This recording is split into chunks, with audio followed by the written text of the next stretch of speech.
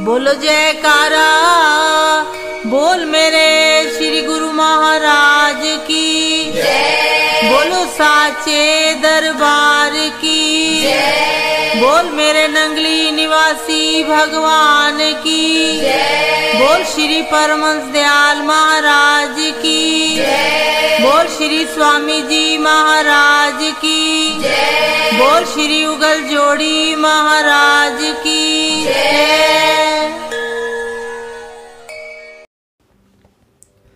बोल जयकारा, बोल मेरे श्री गुरु महाराज की जय। श्री नंगली निवासी भगवान की जय। सतगुरु प्रेमियों, आज हम बंधन और मोक्ष के विषय में चर्चा करने वाले हैं। प्रेमियों, श्री महाराज जी फरमाते हैं, जैसा ख्याल वैसा हाल, जो करोगे सो पाओगे, जो सोचोगे वह हो जाओगे। ये शब्द किसी और के नहीं, स्वयं श्री गुरु महाराज जी के हैं। आप यह भी फरमाया करते थे कि कुदरत हर एक के ख्यालों की ताजीम करती है। अब आगे सुनिए कि जीव को सांप की योनि किसने दी? उसने स्वयं मांगी। जीव को शुक्र का जन्म किसने दिया? उसने स्वयं मांगा। जीव को वेश्या का शरीर किसने दिया? वह भी उसने खुद मांग लिया। इसी प्रकार जीव को प्रेत किसने बनाया? यह खुद अपनी मांग से बना। और फिर यह जीव मुक्त कैसे हुआ? यह भी उसकी अपनी ही मांग थी। अब प्रश्न उठता है, क्या कोई सांप की योनि अपने आप भी मांगता है? क्या कोई प्रेत बनना चाहता है? क्या कोई वेश्या में अपना शरीर मांगता है?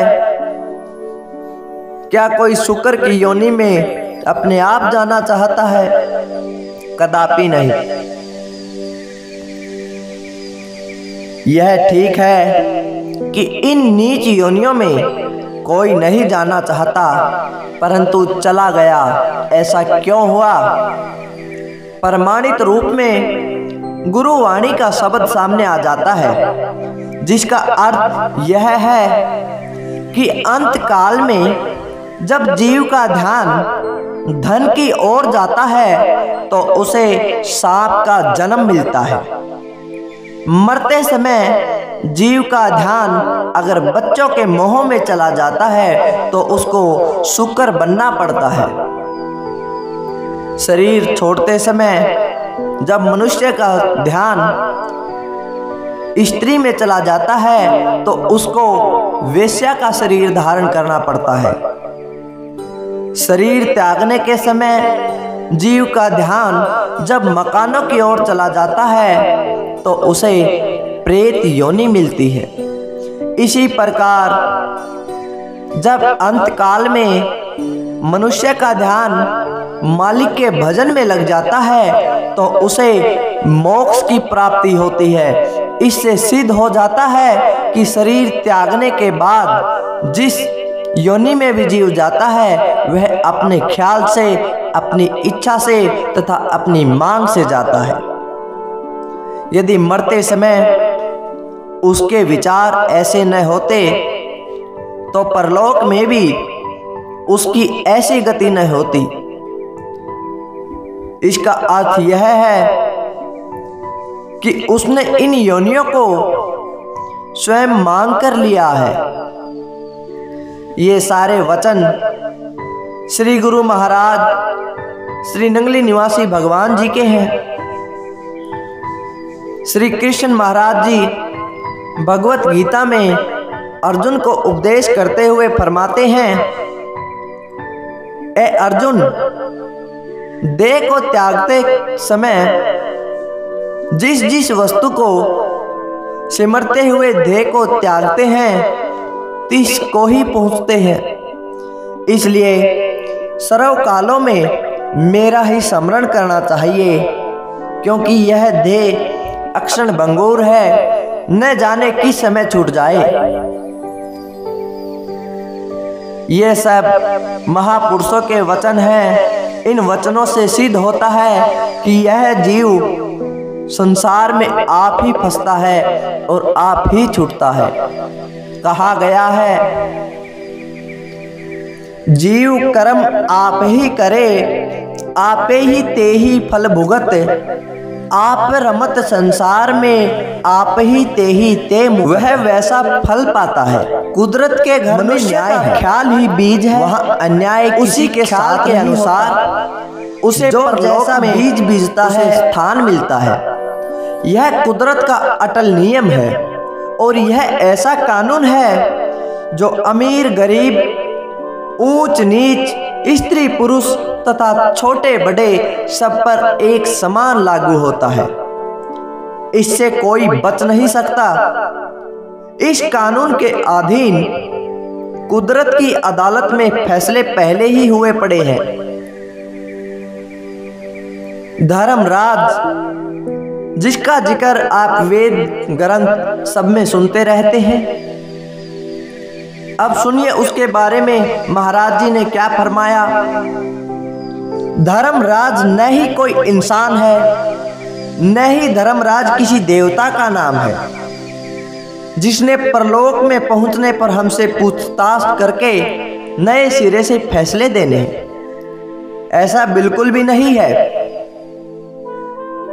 धर्मराज से अभिप्राय यह है कि वह धर्म की अदालत है, वहां अधर्म नहीं चल सकता। न वहां अपील है, न वकील है, न दलील है। तरबूज का बीज बोने से फल भी तरबूज का होगा, कड़वे तुम्बे का बीज बोने से फल भी कड़वे तुम्बे का होगा। किसी की सिफारिश पर तरबूज कड़वा तुम्बा नहीं बन सकता और कड़वा तुम्बा तरबूज नहीं बन सकता।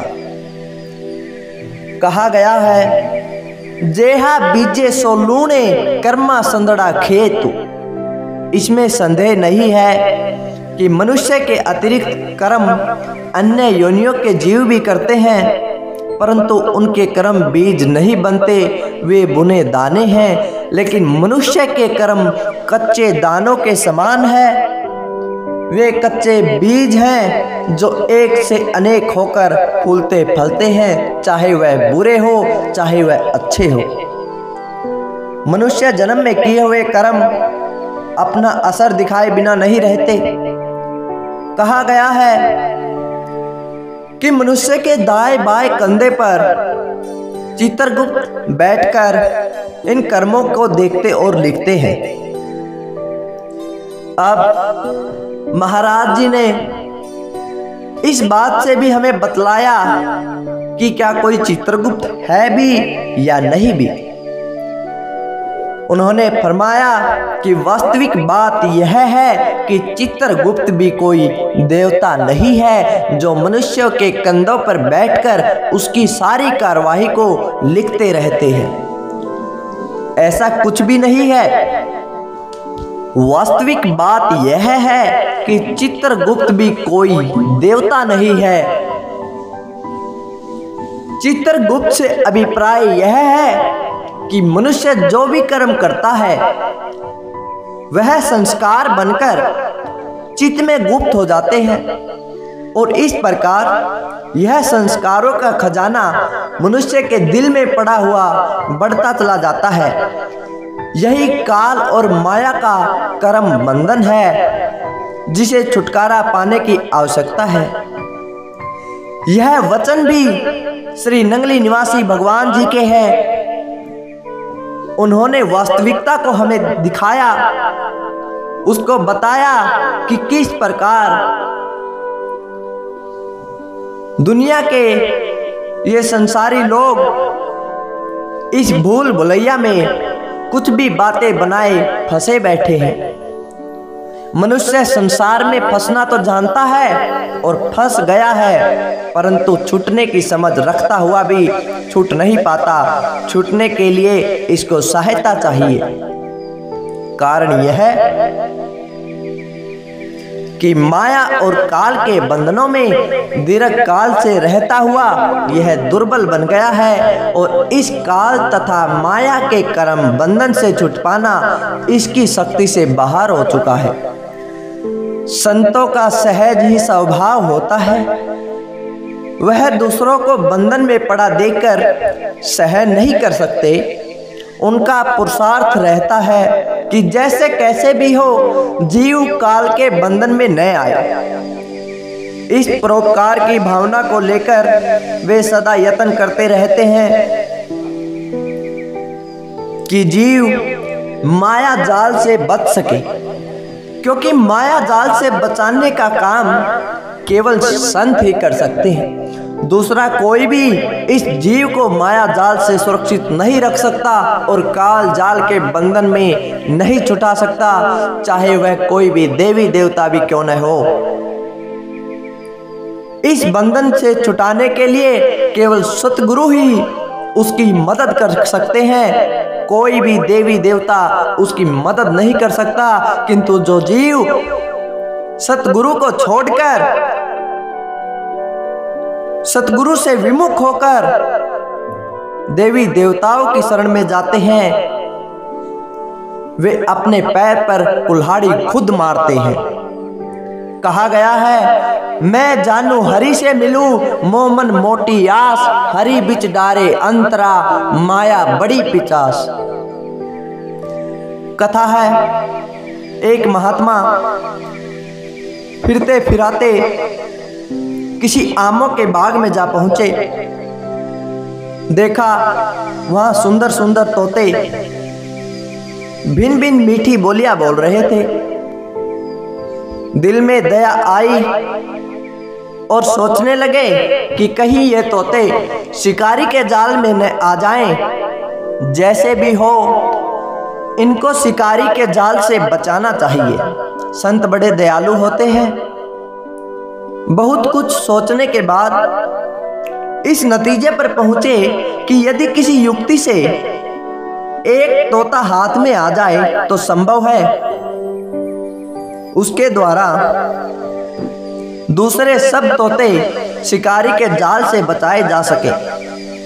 आखिर वे इसमें सफल हो गए, यानी किसी न किसी ढंग से एक तोता उनके हाथ में आ गया। तब उस तोते को अपने आश्रम में ले जाकर पिंजरे में रख दिया। उसको दाना और चूरी खिलाने के साथ साथ यह शिक्षा भी देनी आरंभ कर दी कि शिकारी आएगा, जाल बिछाएगा, दाना डालेगा, हमें फंसाएगा, हम नहीं फंसेंगे। तोते में यह गुण है कि जो बोली उसे नित्य प्रति पढ़ाई जाए तो वही बोलने लग जाता है। जब उन महात्मा जी ने उसे खाना दाना देने के साथ यह बोली भी सिखानी आरंभ कर दी कि शिकारी आएगा, जाल बिछाएगा, दाना डालेगा, हमको फंसाएगा, हम नहीं फंसेंगे। ऐसी स्थिति रोज रोज मिलने पर तोता अपनी बोली भूलकर महात्मा जी की शिकाई बोली ही बोलने लगा। वह जब भी बोलता यही बोलता कि शिकारी आएगा, जाल बिछाएगा, दाना डालेगा, हमको फंसाएगा, हम नहीं फंसेंगे। महात्मा जी ने सोचा कि यह तोता अपनी पहली बोली भूलकर हमारी सिखाई बोली ही बोलने लग गया। इसको अपनी पहली वाली बोली बिल्कुल भूल चुकी है। तब उन्होंने उस तोते को ले जाकर बाग के उन तोतों में छोड़ दिया। जब वह तोता अपने पुराने साथियों के साथ मिला तो वह नई सिखाई हुई बोली बोलने लगा। उसकी अनोखी बोली को सुनकर जब सब तोते वैसे ही उसके पीछे पीछे बोलने लगे, यह तो सब जानते हैं कि जो काम रुचि तथा चित्त की एकाग्रता के साथ किया जाता है तो उसमें सफलता मिलती है। परिणाम इसका यह हुआ कि वे सारे तोते इस नई बोली को सीख गए और अपनी पुरानी बोली भूलकर वही नई बोली बोलने लग गए। महात्मा जी इस बाग में रोज आया करते थे। उन्होंने देखा कि यह सारे तोते हमारी शिकारी बोली ही बोलने लग गए कि शिकारी आएगा, जाल बिछाएगा, दाना डालेगा, हमको फंसाएगा, हम नहीं फंसेंगे। उनकी मेहनत सफल हो गई। चित्त में अति प्रसन्न हुए, सोचने लगे कि जो मैंने इन्हें सिखाया है यदि इस पर ये अमल करेंगे तो शिकारी के जाल में नहीं आ सकते। यह सोचकर वे अपने आश्रम पर चले गए। इत्तेफाक की बात है, कुछ दिनों के बाद एक शिकारी भी जाल लेकर वहां आ पहुंचा। तोतों को देखकर प्रसन्न हुआ कि बड़े अच्छे तोते हैं, यदि ये मेरे हाथ में आ जाएं तो मैं बाजार में ले जाकर इनको अच्छी पूरी कीमत से बेचकर लाभ उठा सकता हूं, क्योंकि यह एक एक तोता बहुत कीमती दिखाई देता है। लेकिन जब निकट होकर उसने उनकी बोली सुनी कि शिकारी आएगा, जाल बिछाएगा, दाना डालेगा, हमको फंसाएगा, हम नहीं फंसेंगे, तो वह निराश हो गया कि मैं क्या सोच रहा हूं और ये क्या फैसला किए बैठे हैं। मालूम होता है कि इनको किसी पक्के उस्ताद ने पढ़ाया है, ये मेरे जाल में नहीं आ सकते। फिर सोचने लगा कि आया तो मैं वैसे भी हूं, जाल बिछा देता हूं, यदि कोई तोता फंस गया तो ठीक है, ना फंसा तो सही है, मैं चला जाऊंगा। यह सोचकर उसने जाल बिछा दिया और चोंग डालकर एक तरफ छुपकर बैठ गया। उन तोतों ने जब चोंग को देखा तो उनमें से एक तोता उड़कर वही नई बोली बोलता हुआ चोंग के लालच में जाल में घुस गया। तब उसके पीछे एक एक करके सारे तोते वही बोली बोलते हुए कि शिकारी आएगा, जाल बिछाएगा, दाना डालेगा, हमको फंसाएगा, हम नहीं फंसेंगे। चोंग के लालच में जाल में फंस गए। उन नादानों को यह नहीं सोचा कि यह चोंग नहीं, इसके साथ जाल भी है और शिकारी भी ताक में बैठा हुआ है। जब इस प्रकार बहुत से तोते जाल में फंस गए तो शिकारी ने जाल को लपेटकर कंधे पर रखा और घर को चल दिया। जाल में फंसे हुए तोते फिर भी वही बोली बोलते हुए घर जाते हैं। तब घर पहुंचकर शिकारी ने उन सबको अलग अलग पिंजरों में बंद करके बाजार में बेचना शुरू कर दिया। पिंजरों में बंद हुए तोते फिर भी वही बोली बोलते जाते कि शिकारी आएगा, जाल बिछाएगा, दाना डालेगा, हमको फंसाएगा, हम नहीं फंसेंगे। शिकारी सोचता है ये तोते मूर्ख हैं, जो कुछ ये बोल रहे हैं अगर इस पर इनका अमल भी होता तो मेरे जाल में कभी न फंसते। इसी का नाम है तोते की बोली। अब संत कहते हैं यही हाल संसारी जीवों का है। सत्पुरुषों की वाणियां पढ़ते हैं, सुनते हैं कि काल शिकारी है, माया एक जाल है और संसार के विषय भोग एक चोंग है। लेकिन ऐसा पढ़ते, सुनते और बोलते हुए भी माया जाल में फंसते जाते हैं। विषय विकार रूपी चोंग के लालच में काल बंधन में बंधे जा रहे हैं। ऐसी दुखदाई अवस्था को देखकर सत्पुरुषों को दया आती है, तब वे दया करके जीवों को चेतावनी देते हैं कि भाई खबरदार, जागो, होश करो और अपने काम में लगो, जिस काम के लिए यह शरीर तुमको मिला है। कहा गया है, 184 भरमिता दुर्लभ मानुष जन्म पायु, नानक नाम संभाली तू 100 दिन नेड़ा आयु।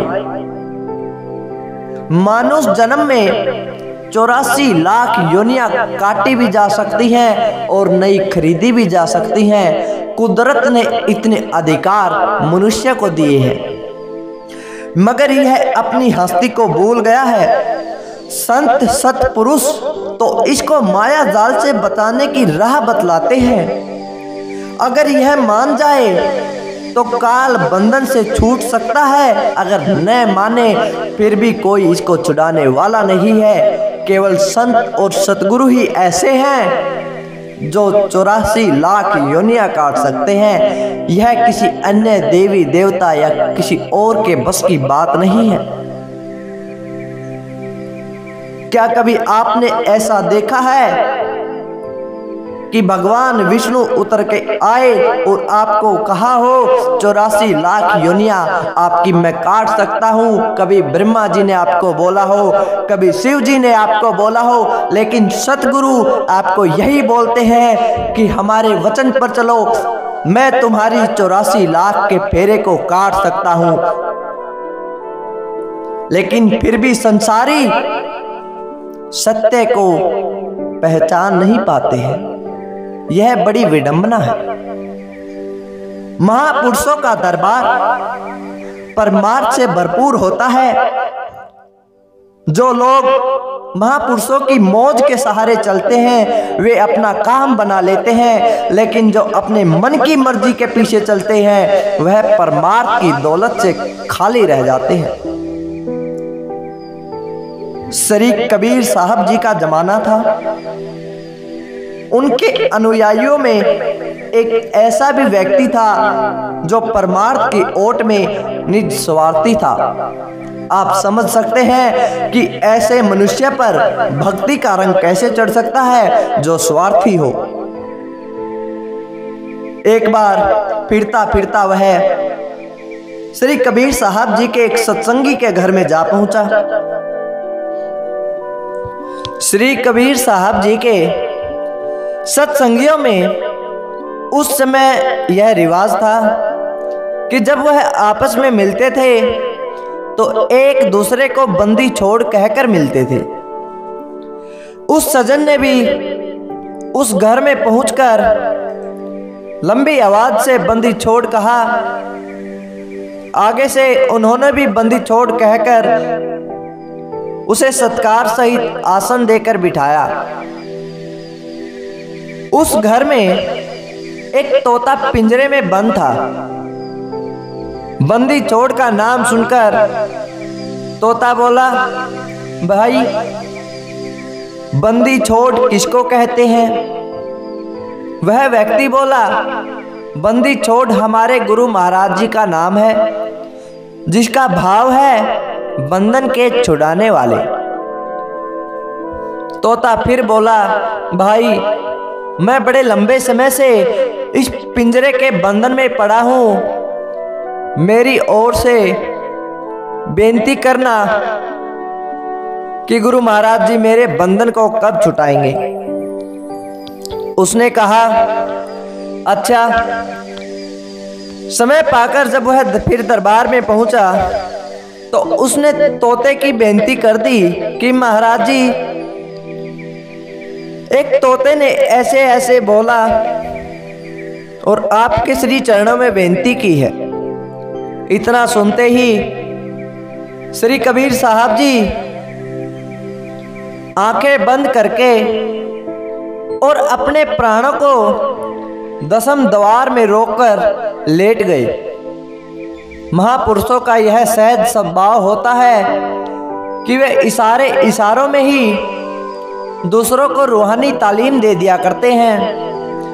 जो संस्कारी रूहें होती हैं वह उनके इशारों को समझकर अपना काम बना लेती हैं तथा उनके लिए गुरु का एक वचन ही काफी होता है। कहा गया है, सतगुरु तो सतभाव है, जो असभेद बताए, धन्य शिष्य धन बागते ही, जो ऐसी शुद्धि पाए। जन कबीर वंदन करे, के ही विधि कीजे सेव, वार पार की गम नहीं, नमो नमो गुरुदेव। तोते की बेनती सुनकर जब कबीर साहब जी प्राणों को रोककर नेत्र मूंद कर लेट गए, तब वह सजन घबरा गया। सोचने लगा कि न जाने तोते की बात ने गुरु महाराज जी के दिल पर क्या बुरा असर डाला, जो इनकी ये दशा हो गई। थोड़े समय बाद श्री कबीर साहब जी अपने मौज से उठे और सचेत होकर बैठ गए।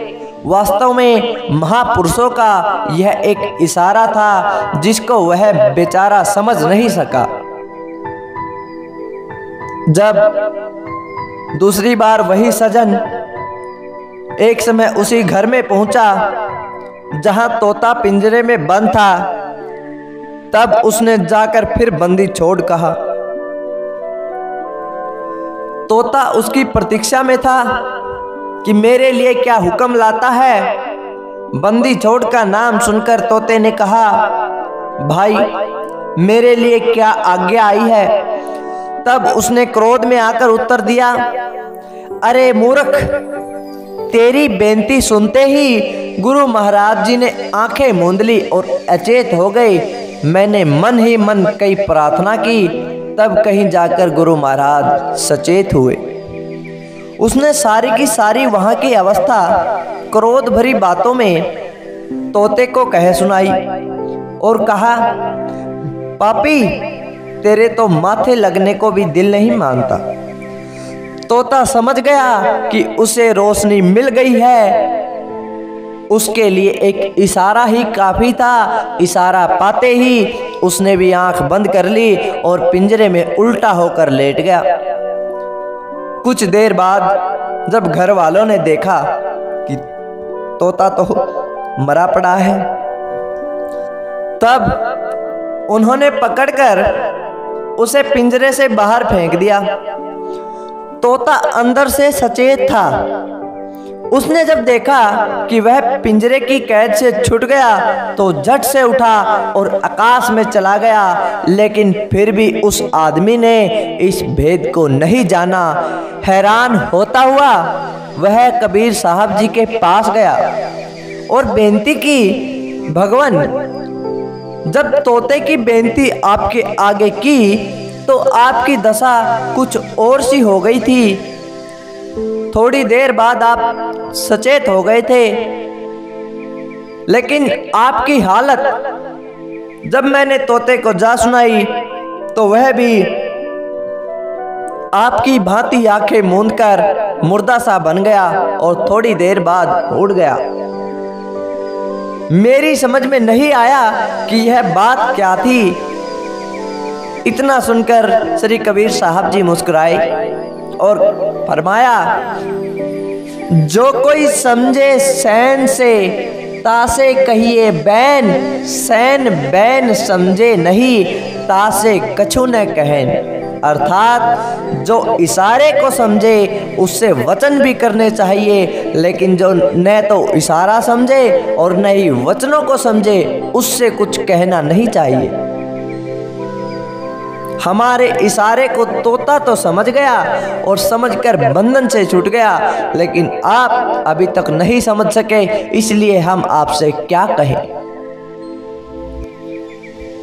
एक बार श्री गुरु महाराज जी से प्रश्न किया कि संतों के सत्संग से सुना हुआ है कि शरीर एक ऐसी नगरी है जहां काम, क्रोध, लोभ, मोह, अहंकार रूपी मंत्रिमंडल की सहायता से मन रूपी राजा राज्य करता है, और राजा ने हमारी सूरत को इस नगरी में कैद कर रखा है। इसमें आपका क्या विचार है? उन्होंने कहा, संतों का फरमान सत्य है इसमें कुछ भी संदेह नहीं है कि इस शरीर रूपी नगरी में हमारी सूरत मन की कैद में बंद होकर दुखी है। वास्तव में यह सूरत मालिक के कुल की अंश है, परंतु उससे बिछुड़कर दुखी हो रही है। जब तक यह शत्रु के बंधन से छुटकर अपने मालिक के घर जाकर नहीं मिलती, तब तक इसको सच्चा सुख नहीं प्राप्त हो सकता। इसका प्रमाण श्री राम जी और सीता जी से दिया जा सकता है कि वह दुखी लंका नगरी में रावण की कैद में थी, लेकिन जब उसके मालिक ने रावण को मारा और सीता को बंधन से छुटाकर उसको अपने घर पहुंचाया, तब वह सुखी हुई। अब प्रश्न उठा कि संतों के सत्संग से यह भी सुना है कि श्री राम जी का लक्ष्मण और सीता जी के साथ वन को जाना, वहां सवर्ण के मृग का शिकार करना और पीछे से रावण का सीता जी को हर के ले जाना, जटायु का उसको रोकना, फिर जटायु का मरना, उसके बाद सुग्रीव से मित्रता कर बाली का वध करना, फिर सुग्रीव की सेना उसके साथ लंका पर चढ़ाई करके समुद्र पर पुल बांधना, हनुमान जी को लंका में भेजकर लंका को जलाना, विभीषण भक्त का शरण में आना, फिर सेना सहित लंका पर चढ़ाई करके रावण, कुंभकर्ण, मेघनाथ आदि को मारकर सीता जी को वापस ले आ जाना। यह सारी कार्यवाही केवल 14 वर्षों के अंदर अंदर समाप्त हो गई। किंतु महाराज जी, हमारी सूरत रूपी सीता को तो मन की कैद में रहते हुए दीर्घ काल हो गया, बहुत समय हो गया, इसके छूटने में देरी क्यों हो रही है? इस पर कुछ हमें समझाइए। महाराज जी फरमाने लगे, इसमें संदेह नहीं कि श्री राम जी की सीता शत्रु के बंधन में आई थी और फिर उसे छुटकारा पाने में भी कुछ समय लगा, परंतु हमारी सूरत को शरीर के अंदर रहते हुए शत्रु की कैद से छूटने में देरी हो रही है। इसका कारण यह है कि श्री राम जी की सीता जब शत्रु की कैद में रही तो वहां रहते हुए भी उसने अपने मालिक को नहीं बुलाया। मालिक की याद में और उससे मिलने की तड़प ने नेत्रों में जल बरसाती रही। हालांकि रावण ने हर मुमकिन यत्न किया, डराया, धमकाया और लालच भी दिया कि सीता उसे अपना मालिक मान ले, तब उसे लंका की समस्त रानियों के ऊपर पट रानी बनाकर सारी लंका की हकीम बना दिया जाएगा। परंतु सीता जी नहीं मानी और अपने मालिक की याद में आंसू बहाती रही। अंत में उसके असली मालिक आ गए और शत्रु को सेना सहित मार दिया और सीता जी को छुटाकर अपने घर ले गए। लेकिन हमारी सूरत ने इस शरीर के अंदर मन रूपी रावण के अधीन रहकर अपना घर और अपना मालिक बिल्कुल भुला दिया। बच्चा रोता है तो माता दूध देती है, लेकिन जब तक बच्चा रोता नहीं, माता भी उसे बेफिक्र रहती है। क्या हमारी सूरत ने भी कभी अपने मालिक की याद में आंसू बहाए हैं? आंसू बहाना तो दूर रहा, इसने तो अपने मालिक को याद तक नहीं किया, बल्कि उल्टा संसारी पदार्थों को सत्य समझकर उनमें अटक रही है। क्या कभी वैराग्य की धारा में इसको अपना मालिक याद आया? क्या कभी संसार से उपरांता हुई? तो फिर ऐसी हालत में मालिक आए तो कैसे आए? यह ठीक है कि मालिक आने को हर समय तैयार है, लेकिन उसे कोई बुलाने वाला तो हो। ताली दोनों हाथों से बजती है, तारने वाला आता है कि चलो भाई नाव में बैठो, तुमको पार कराएं, परंतु यदि बैठने वाले तैयार नहीं तो तारने वाला क्या करे। मालिक की तरफ से कोई देर नहीं है। देरी जितनी भी हो रही है हमारी ओर से है कि हम तरने के लिए तैयार नहीं है। ऐसी हालत में काम बने तो कैसे बने।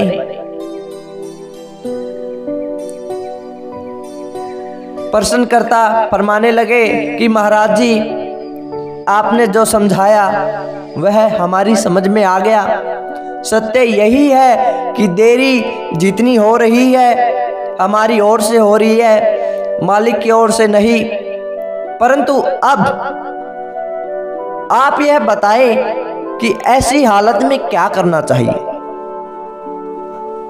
महाराज जी फरमाने लगे, संत महापुरुषों के सत्संग में जाइए, वहां सत्य असत्य का निर्णय होता है, अपने पराये की परख होती है और ऐसी रोशनी मिलती है जिस रोशनी के आधार पर जीव ठीक रास्ते पर चलता हुआ अपने सही ठिकाने पर पहुंच जाता है। सिवाय इसके दूसरा कोई रास्ता नहीं है जहां उसकी परमार्थिक विचारधारा को उभरने का अवसर मिले। सत्पुरुष संसार में रूहानी रोशनी के मीनार होते हैं। जैसे सूर्य के उदय होते ही उसकी किरणें दसों दिशाओं को रोशन बना देती है, ऐसे ही सत्पुरुषों के प्रकट होने पर अज्ञान का अंधकार दूर होकर ज्ञान का प्रकाश हो जाता है। संसार में सत्पुरुषों का सत्संग अति दुर्लभ है। जिसको भाग्य से यह मिल जाए उसके बराबर कौन हो सकता है। जीव के जन्म जन्मांतरों के बंधन टूट जाते हैं, रूह मोक्ष पद की अधिकारी बन जाती है। कबीर साहब जी फरमाते हैं, कबीर कलह अरु कल्पना सत्संगति से जाए, दुख वासे भागा फिरे सुख में रहे समाए। जापल दर्शन साध का तापल की बलिहार, सतनाम रसना बसे लीजे जन्म सुधार। ते दिन भय आकार थी संगत भई न संत, प्रेम बिना पशु जीवना भक्ति बिना भगवंत। घड़ी हूं की आधी घड़ी भाव भक्ति में जाए, सत्संगति पल ही भरी जम का धक्का न खाए। भक्ति की मंजिल पर पहुंचने के लिए सत्संग ही एकमात्र सीढ़ी है। सत्संग से मनुष्य अपने धर्म में लगता है और धर्म में लगने से वैराग्य उपजता है। वैराग्य से अभ्यास में वृत्ति लगती है। वैराग्य और अभ्यास के दोनों पंख लगाकर सुरती अंदर के आकाश में अपने मालिक की ओर उड़ने लगती है। भगवान का वचन है कि जब कोई मेरी ओर एक पग बढ़ाता है तो मैं आगे से 10 पग उसके निकट हो जाता हूं। जब ऐसी अवस्था आ जाती है तब फिर समस्त बंधन टूट जाते हैं और सुरती अपने मालिक से जा मिलाप करती है। प्रश्नकर्ता पूछने लगा कि संतों का फरमान है कि जीव इंद्रियों के विषय भोगों में फंस जाता है। इंद्रियों के विषय भोगों में जीव कैसे बन जाता है और कैसे छूट पाता है, मैं एक अनजान श्रोता हूँ जो आपको बार बार कष्ट देता हूँ। मेरी इस ठिठाई को दिल पर न लाते हुए मेरे इस प्रश्न पर अपने विचार प्रकट करने की कृपा कीजिए। मैं आपका अति आभारी हूँ। महाराज जी फरमाने लगे, आप धन्य हैं और आपकी बुद्धि भी पवित्र है जो आपके अंतर में इस प्रकार के प्रश्न उठ रहे हैं। इससे सिद्ध होता है कि आपके अंतःकरण में परमार्थिक विचारधारा चलती है। जैसे श्रोतागण संसार में विरले होते हैं। शिव जी पार्वती से कह रहे हैं, श्रोता सुमति सुशील सुचि कथा रसिक हरिदास, पाई उमा अति गोपमत सज्जन करी प्रकाश। ए पार्वती, जब संतों के पास ऐसा श्रोता आता है जो अच्छी सुंदर मति रखता हो, सुशील स्वभाव वाला हो, कथा का रसिक हो और हरि का दास भी हो, तो ऐसे श्रोता को पाकर संत जन गुप्त से गुप्त भेद भी खोल देते हैं। आप सुंदर मति वाले श्रोता हैं जो ऐसे परमार्थिक प्रश्न पूछते हैं, वरना संसार में ऐसे लोग भी हैं जो संतों के पास सांसारिक कामनाएं लेकर जाते हैं। ऐसे जीवों के लिए श्री कबीर साहब जी फरमाते हैं, ऐसी दीवानी दुनिया भक्ति भाव न बूझे, कोई आवे तो बेटा मांगे भेंट रुपया लीजिए, कोई आवे दुख का मारा हम पे कृपा कीजिए, कोई आवे दौलत मांगे यही गुसाई दीजिए, कोई करावे ब्याह सगाई संत गोसाई रीजे, सच्चे का कोई गाहक नहीं झूठे जग पतीजे, कह कबीर सुनो भाई साधो इन अंधों को क्या दीजिए। जो दुकान जिस सौदे की होती है, ग्राहक भी अगर उसी सौदे का हो तो दुकानदार को खुशी होती है। अगर दुकान हो हीरे जवाहरात की और ग्राहक वहां आकर मांगे गाजर मूली, यह बात मेल नहीं खाती। संतों का दरबार भक्ति का हाट होता है, वहां से भक्ति का सौदा ही मांगना चाहिए। जो लोग संतों के दरबार में पहुंचकर सांसारिक वस्तुओं के इच्छुक होते हैं, उनको देखकर संतों का चित्त प्रसन्न नहीं होता। संत दरिया साहब जी फरमाते हैं, कंचन कंचन ही सदा कांच कांच सो कांच, दरिया झूठ सो झूठ है साच साच सो साच। अब आपका प्रश्न है कि जीव इंद्रियों के विषय भोगों के बंधन में कैसे बन जाता है और किस प्रकार छूट पाता है। इस पर संतों के सत्संग से जो कुछ सुना गया है वह सब आप सब सुनिए। आप ध्यान देकर इस चीज को जरूर सुने। कहा गया है, मृग मीन भृंग पतंग कुचर, एक दोष विनाश पंच दोष असाध जामाही, ताकि केतिक आस। शब्द स्पर्श रूप रस और गंध, यह 5 विषय हैं। मृग कहते हैं हिरण को, उसके कानों से सुरीली आवाज सुनने का विषय है।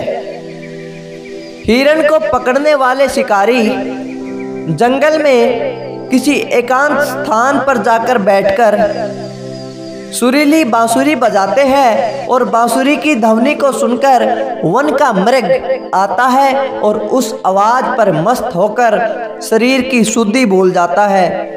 तब शिकारी उसे पकड़ लेते हैं। मीन नाम है मछली का, वह गहरे पानी में रहती है, उसको जीवा का रस का विषय है। मछलियां पकड़ने वाले शिकारी लोहे की एक कुंडी जो कांटे की तरह तेज और सिरे से मुड़ी हुई होती है, उस पर आटा लगाकर और एक सिरे से रस्सी बांधकर कुंडी को पानी में फेंक देते हैं। रस्सी अपने हाथ में रखते हैं। मछली जब आटे के लोभ में उसको मुंह में डालती है तो वह कांटेदार तेज कुंडी उसके हलक में चुभ जाती है। शिकारी समझ जाता है कि अब मछली फंस गई है, क्योंकि रस्सी वजनी हो जाती है। तब वह उस रस्सी को ऊपर खींच लेता है। और मछली पानी से अलग होकर तड़पती हुई अपने प्राण त्याग देती है। भृंग नाम भंवरे का है, उसको सुगंधि का विषय है। जब वह सुगंधित फूल पर बैठता है तो उसकी सुगंधित में मस्त होकर शरीर की शुद्धि भूल जाता है। सायंकाल को फूल की पंखुड़ियां सिमट जाती हैं और वह भंवरा उसके भीतर बैठा हुआ दम घुटकर मर जाता है। अब पतंग नाम पतंगे का है, उसको रूप देखने का विषय है। वह जलती हुई समा को सुंदर रूप जानकर उस पर आ गिरता है और जलकर भस्म हो जाता है।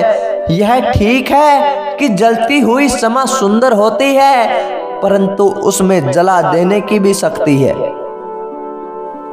इस बात को बेचारे पतंगे को क्या ज्ञान। अब कुचर नाम है हाथी का। हाथी को स्पर्श का विषय है। हाथी के शिकारी जंगल में एक भारी गड्ढा खोदकर उसके ऊपर धरती के बराबर तिनकों की छत बनाकर डाल देते हैं और उस छत के ऊपर कागज की एक बनावटी हाथीनी खड़ी कर देते हैं। जंगल का स्वतंत्र हाथी काम के मद में अंधा होकर उस हाथनी की ओर दौड़ता है। तब वह तिनकों की छत टूट जाती है और हाथी गड्ढे में जा गिरता है।